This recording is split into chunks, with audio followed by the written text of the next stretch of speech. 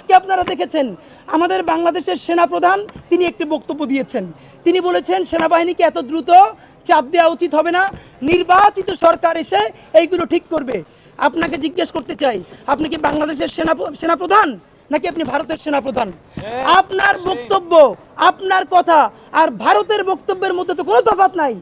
ভারত বাংলাদেশের এত বন্ধু কবে হলো যে ভারত 14তে এসে বাংলাদেশে ইরশাদকে বলে যে আপনি যদি ইলেকশনে না যান তাহলে জামাত ক্ষমতায় চলে যাবে।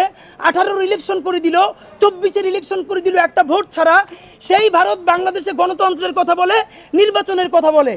এর মানে কি, এই নির্বাচন, এই গণতন্ত্র যত ভালো হোক, যদি আমার শত্রু ভারত সেই কথা বলে, চক্ষু বন্ধ করে বলতে পারি এই জিনিস বাংলাদেশের জন্য ভালো নয়, ভালো নয়, ভালো নয়। কারণ বাংলাদেশের অবস্থান হবে সেটা।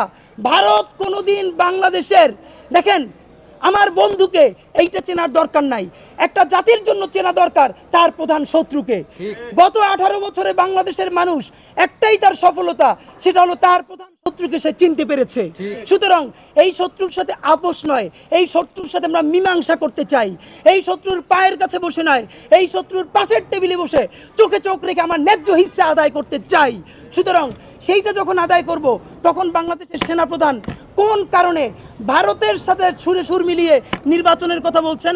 তাহলে কি আমরা নির্বাচন চাই না? আমরা অবশ্যই নির্বাচন চাই। উদ্বেগের সাথে আপনাদেরকে জানাচ্ছি আমাদের ধারণা, তবে আমরা চাই আমাদের ধারণা ভুল হোক, যে এই 6টি সংস্কার কমিশন করা হয়েছে, ইতিমধ্যে তারা প্রতিবেদন জমা দিয়েছেন। আমরা দায়িত্ব নিয়ে বলছি, এই একটা কমিশনের 20% সংস্কারও বাংলাদেশে করা হবে না, মানে করতে দেয়া হবে না।